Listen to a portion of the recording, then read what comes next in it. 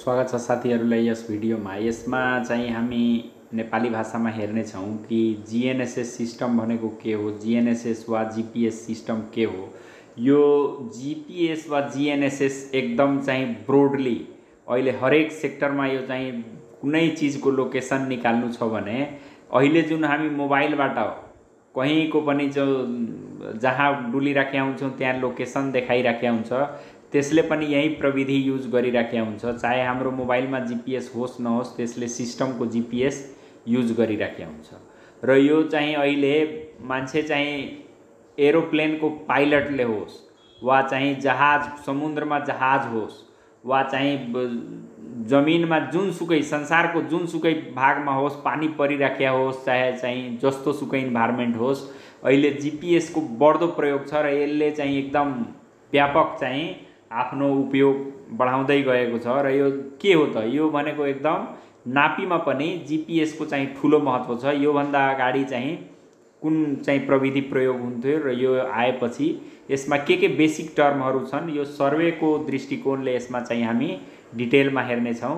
र यो चाहिँ प्योर टेक्निकल भिडियो भएकोले यो चाहिँ मनोरञ्जन खाले यसमा चाहिँ खासै त्यस्तो केही छैन। त्यो भएर टेक्निकल नलेजको लागि हो भने साथीहरुले यो हेर्नु होला र जेनरल नलेजको लागि हो भने यसको केही पार्ट मात्रै तपाईले बुझ्नु हुनेछ। अब यो भिडियोको हामी विषयवस्तु सुरु गरौं। यो जीएनएसएस भनेको के भयो त, पहिला चाहिँ कुनै ठाउँको वा चाहिँ कुनै पार्टको लोकेसन निकाल्नु छ भने त्यो चीज रेस्टमा छ भने त्यसलाई चाहिँ अरु कन्ट्रोल प्वाइन्टहरुबाट चाहिँ हामीले रिडिङ लिएर त्यसको लोकेसन निकाल्थ्यौं। तर चाहिँ जब जीएनएसएस सिस्टम आयो यसले के गर्यो त, लोकेसन निकाल्ने सिस्टमलाई सेटेलाइटबाट चाहिँ विस्तार गर्यो र सेटेलाइट यो चाहिँ सेटेलाइटको सिस्टमहरु छ जुन चाहिँ अर्थको अर्बिटमा अर्थको विभिन्न अर्बिटहरुमा घुमिराखेका हुन्छ र हरेक एक्सटेन्ट अफ टाइममा ती सेटेलाइटहरुको के छ त लोकेसन डिटरमाइन हुन्छ र त्यो चाहिँ एउटा कन्ट्रोल प्वाइन्टको रूपमा प्रयोग हुन्छ र तिनीहरुकै माध्यमबाट चाहिँ के हुन्छ त, हामी जुनसुकै अर्थको जुनसुकै पार्टमा छौं, चाहे हामी मोसनमा होस् चाहे रेस्टमा होस्, हामीले लोकेसन निकाल्न सक्छौं। र यसको चाहिँ के छ त, यो जीएनएसएस सिस्टमको के भयो त ग्लोबल कभरेज भयो हैन। त्यसपछि चाहिँ यो एनी वेदरमा हुने भयो, पानी परोस् चाहे नपरोस्, राति होस् दिउँसो होस्, जुनसुकै ठाउँमा के हुनु पर्यो त, यो भनेको एकदम फास्ट यसले चाहिँ प्रयोग आफ्नो लिँदै गइराखेको छ। हामीले जीपीएस जुन भन्छौं त्यो भनेको हाम्रो गलत टर्म भयो। जीपीएस भनेको अमेरिकाको सिस्टम मात्रै जनाउँछ। जीएनएसएस भनेको चाहिँ होल जेनेरिक टर्म भयो। जीएनएसएस भित्र के भयो त, जीपीएस पर्छ, ग्लोनास पर्छ, ग्यालिलियो पर्छ। अब यिनीहरु भनेको के भयो त, जीएनएसएस भनेको जति पनि यो सेटेलाइटको आधारमा लोकेसन डिटरमाइन गर्ने सिस्टमहरु छ त्यो सबैको समूहलाई हामी के भन्छौं त, जीएनएसएस सिस्टम भन्छौं। जीएनएसएस को चाहिँ के यसले जनाउने भयो, ग्लोबल नेभिगेसन सेटेलाइट सिस्टम हुने भयो। अनि अब चाहिँ जीएनएसएस सिस्टममा के आउँछ त, नौ स्टार आउँछ। जीपीएस जुन चाहिँ हामी भन्छौं यो कुनको भयो त, अमेरिकाको भयो, जसले सुरुमा चाहिँ यो सिस्टम इस्टेब्लिश गर्यो। त्यसपछि चाहिँ के छ त, ग्लोनास रसियाको हो। ग्लोनास आयो यो भनेको रसियाको भयो। त्यस्तै के छ त, जीपीएस सिस्टम जस्तै ग्यालिलियो चाहिँ ईयू को छ, युरोपियन युनियनको। यस्तै चाहिँ जापानको अनि इन्डियन सिस्टमहरु जुन छ यो चाहिँ के रिजनल सिस्टमहरुमा आउँछ, तिनीहरु पनि डेभलप गरेका छन्।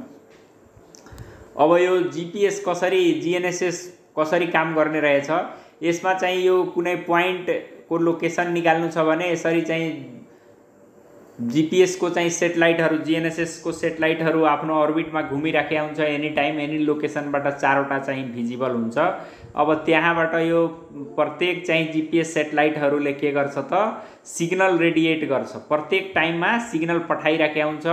जुन चाहिँ सिग्नलमा के हुन्छ त, त्यो चाहिँ सेटेलाइटको पोजिसन कहाँ हो इच एन्ड एभ्री टाइम त्यो चाहिँ एकदम प्रेसाइजली डिटरमाइन हुन्छ र त्यसले सिग्नल पठाउँछ कि त्यतिखेर त्यो सिग्नलमा के डाटा हुन्छ त, त्यो चाहिँ सेटेलाइटको त्यो एक्सटेन्टमा पोजिसन कहाँ छ, लोकेसन के भयो, त्यो सेटेलाइटको पोजिसन यदि फरक छ भने त्यसको डाटा हुन्छ र त्यही टाइमको आधारमा त्यो जुन डाटा आउँछ यहाँ पोइन्ट जुन चाहिँ पोइन्टको हामीले लोकेसन निकाल्नु पर्ने छ त्यहाँ के हुन्छ त, जीपीएस रिसिभर हुन्छ जसले चाहिँ यहाँको डाटा लिन्छ।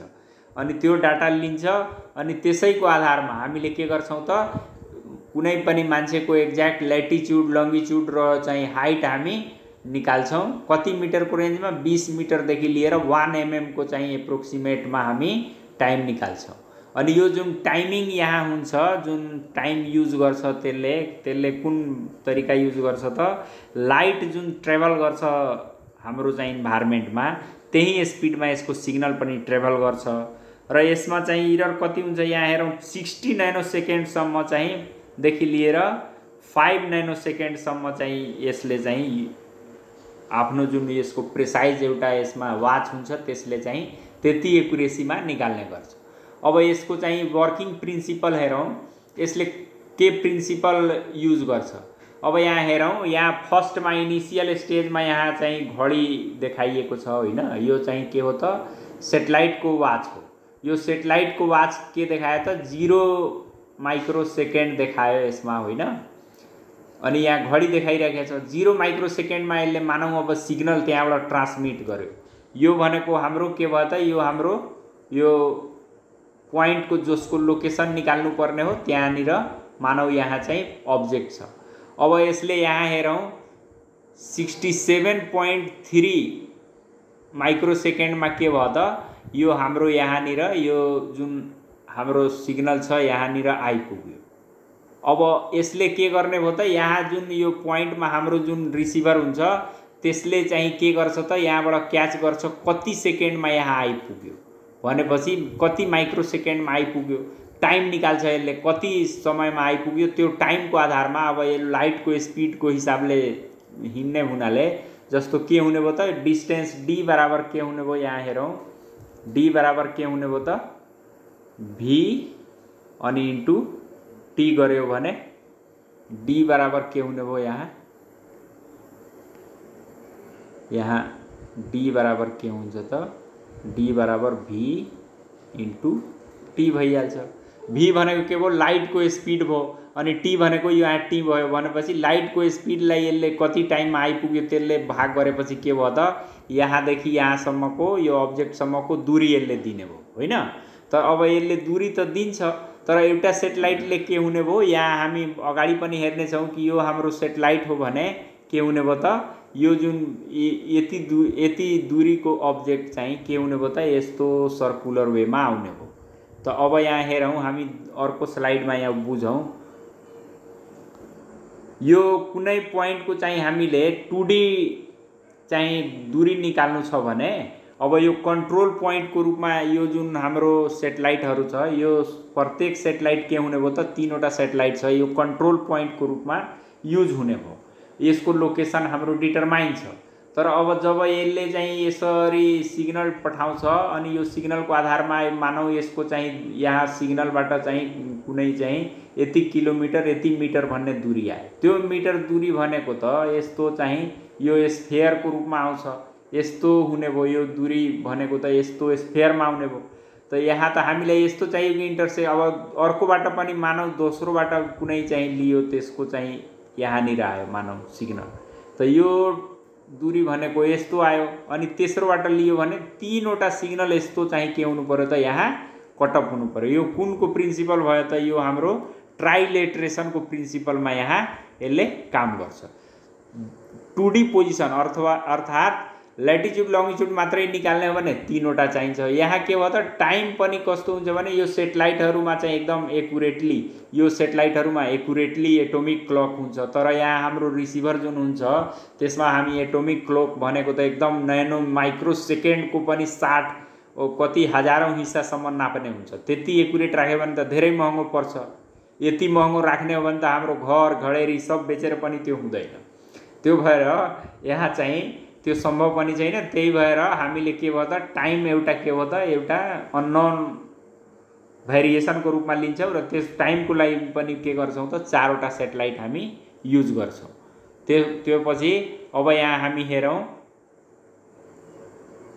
अब यहाँ के भयो त यहाँ मानौ एउटा यहाँ पोइन्ट देखाइएको छ त्यसबाट चाहिँ के हुने भयो त 4 वटा सेटेलाइटको चाहिँ सिग्नल युज गरेर यसको एक्ज्याक्ट लोकेसन हामीले निकाल्छौं। त अब यो के को प्रिन्सिपल भयो त ट्राइलेटरेसनको प्रिन्सिपलमा यसले चाहिँ दूरी निकाल्छ। अब यसमा चाहिँ हामी यो जीपीएस काम कसरी गर्छ हैन, यसमा के कम्पोनेन्टहरू हुन्छ त्यो हामी हेरौँ। त जीपीएसमा के हुने भयो भने जस्तो यो हेरौँ हामी, यो जीपीएसमा के हुन्छ, हाम्रो यहाँ यो देखाइएको छ हैन, यो हाम्रो लोकेसन मानौ हामी एरोप्लेनमा हुन सक्छौँ। त्यस्तै यहाँ एरोप्लेनमा मानौ छौँ भने यहाँबाट स्पेसमा यो चाहिँ यस्तो सेटेलाइटहरू घुमिराखेको हुन्छ एभ्री टाइम। त यो भयो स्पेस सेगमेन्ट। स्पेस सेगमेन्टमा के हुने भयो त जीपीएसमा सेटेलाइटहरू हुने भयो। अनि ग्राउन्ड सेगमेन्ट भनौँ या युजर सेगमेन्टमा के हुने भयो त, युजर सेगमेन्टमा हाम्रो के हुने भयो, यहाँनिर यस्तो युजरहरू हुने भयो। अनि त्यसपछि अर्को के छ त, कन्ट्रोल स्टेसन हुन्छ। कन्ट्रोल सेगमेन्टमा के हुन्छ त, यस्तो यो चाहिँ हाम्रो यो कन्ट्रोल स्टेसनहरू छ जसले चाहिँ यो प्रत्येक टाइममा के गर्छ त, यो सेटेलाइटहरू चाहिँ जुन मुभ भइराखेको हुन्छ अर्बिटमा, त्यो चाहिँ मुभ भएको सही ठाउँमा मुभ भइरहेछ कि छैन, अनि तिनीहरूको भेलोसिटीमा केही फरक छ कि, त्यसलाई चाहिँ के गर्छ त, कन्ट्रोल गर्छ। त भनेपछि तीनवटा हामीले के हेऱ्यौँ, तीनवटा चाहिँ यसमा सेगमेन्ट हुन्छ। अब यहाँ प्रत्येक सेगमेन्टको काम हामी चाहिँ अलग अलग हेरौँ। र यहाँ देखाइएको छ जुन यो सिग्नल पठाउँछ यो सेटेलाइटले, त्यो चाहिँ L1 र L2 भन्ने हुन्छ। र त्यो सिग्नलमा यहाँ लेखेको छ टाइमको पल्स हुन्छ, त्यसपछि चाहिँ डेट टाइम कतिखेर चाहिँ त्यसले चाहिँ सिग्नल पठाएको हो, त्यो भयो हेल्थ। अब त्यो भनेको यो चाहिँ आफ्नो अर्बिटमा सही ठाउँमा घुमेको छ कि छैन, त्यो चाहिँ सिग्नलमा हुने भयो। त्यसपछि चाहिँ के छ त, यहाँ अब हामी हेरौँ यो वर्किङ प्रिन्सिपल जुन छ यसको,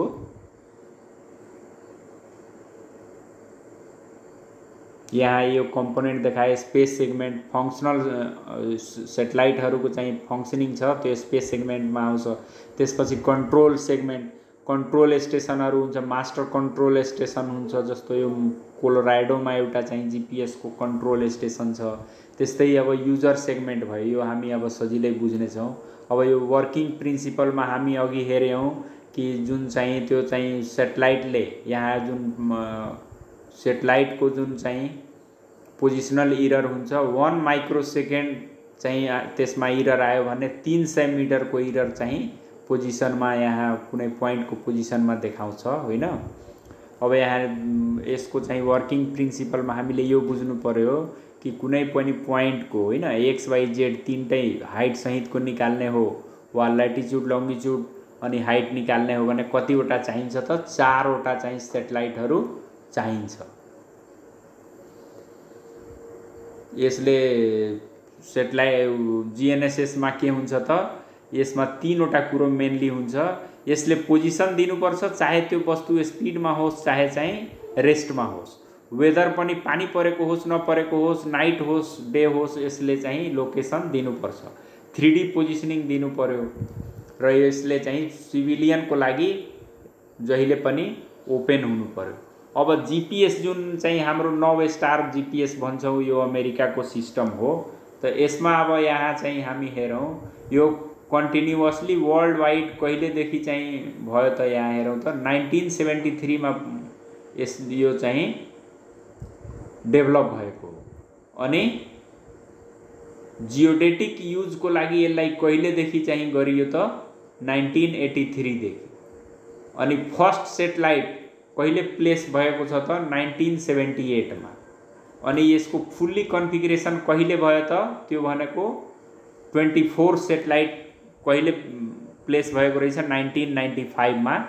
अनि यसको चाहिँ जुन सेटेलाइटहरू छ त्यो सेटेलाइटहरूको चाहिँ अर्बिटल रेडियस कति छ त, 20,180 किलोमिटर अल्टिट्युडमा यिनीहरू छ।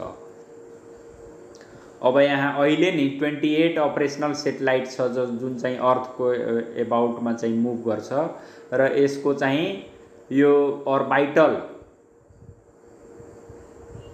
पेरियड टाइम पेरियड कति छ त, 11 घण्टा 58 मिनटमा एक चक्कर यसले लगाउँछ होइन। यसरी यसलाई चाहिँ डिजाइन गरिएको छ कि जहाँबाट पनि कमसेकम 4वटा चाहिँ सेटेलाइट देखिन्छ। अब यहाँ हेरौँ यो सिभिल सिग्नल जुन छ एसपीएस स्ट्यान्डर्ड पोजिसनिङ सर्भिस जुन चाहिँ सिभिलियनले युज गर्ने हो त्यो एसपीएस भयो। अनि जुन प्रेसाइज चाहिँ हामी के अरे लोकेसन निकाल्छौँ त्यो मिलिट्री वा चाहिँ अन्य पर्पजमा युज हुन्छ त्यो भनेको के हो त पीपीएस प्रेसाइज पोजिसनिङ सर्भिसमा युज हुन्छ। यो चाहिँ जीपीएसमा एउटा के बुझ्नु पर्यो भने हाम्रो 30,000 वर्षमा यसले चाहिँ 1 सेकेन्ड इरर आउनलाई पनि कति लाग्छ त 30,000 वर्ष आउँछ भनेपछि यति एकुरेटली यसमा चाहिँ यसको चाहिँ डिजाइन गरिएको छ वाच। यो चाहिँ हाम्रो सेटेलाइटको कन्स्टिलेसन यहाँ देखाइराखेको छ होइन। अब यो ग्लोनासको हेरौँ, ग्लोनासमा चाहिँ कति 24 सेटेलाइट्स छ अनि 3वटा अर्बिटल प्लेनमा यो सबै रिभल्भ गरिराखेको हुन्छ अर्थको। अनि यिनीहरूलाई नम्बर गरिएको छ 1 देखि 8 सम्म एउटा अर्बिटमा, 9 देखि 16 सम्म अर्को अनि 17 देखि 24 सम्म अर्को। यो चाहिँ यिनीहरूको अर्बिटल सेपरेसन कति छ त 120 डिग्रीको अर्बिटमा सेपरेसन छ अनि प्रत्येक अर्बिटमा 45 डिग्रीको एङ्गलमा हरेक चाहिँ सेटेलाइटहरू सेपरेट रूपमा हुन्छ। अनि यसको चाहिँ अर्बिटल रेडियस कति छ त 19,140 छ अनि यसको इन्क्लाइनेसन कति छ 24.8 डिग्री छ इक्वेटरदेखि। अनि अर्बिटल पिरियड यसको कति भयो त 11 घण्टा 15 मिनट 44 सेकेन्ड छ। यसले फ्रिक्वेन्सी जुन पठाउँछ 1605 मेगाहर्ज L1 अनि 1248 L2। अब यो ग्यालिलियो जुन छ कति 27वटा चाहिँ अपरेसनल 3 एक्टिभ स्पेयर 30वटा चाहिँ युज गर्छ ग्यालिलियोले। ग्यालिलियो भनेको EU को हो होइन। अनि मिडियम अर्थ अर्बिटिङ सेटेलाइट हुन्छ र यसको चाहिँ हाइट कति हो 23,616 किलोमिटर अल्टिच्युड हुन्छ होइन। यो 56 डिग्री इक्वेटोरियल प्लेनबाट कति छ त 56 डिग्रीको एङ्गल यसले चाहिँ बनाउँछ। हस् त साथीहरू, अब यसमा चाहिँ जीपीएस को मेनली यो बेसिक कुराहरू हो होइन। यसपछि चाहिँ अब फर्दर यसको चाहिँ उ गर्ने हो भने मैले अब इङ्ग्लिस मिडियममा जीपीएस को डिटेलमा भिडियो बनाउने छु र साथीहरूले यसमा चाहिँ कुन चाहिँ सिस्टम तपाईहरुलाई जीपीएस को राम्रो लाग्यो र जीपीएस को एकदम भास्ट प्रयोगमा यहाँ चाहिँ तपाईले के चाहिँ यसको उपयोग हेर्नु भएछ साथीहरूले कमेन्ट गर्नु होला। हस् त साथीहरू, धन्यवाद।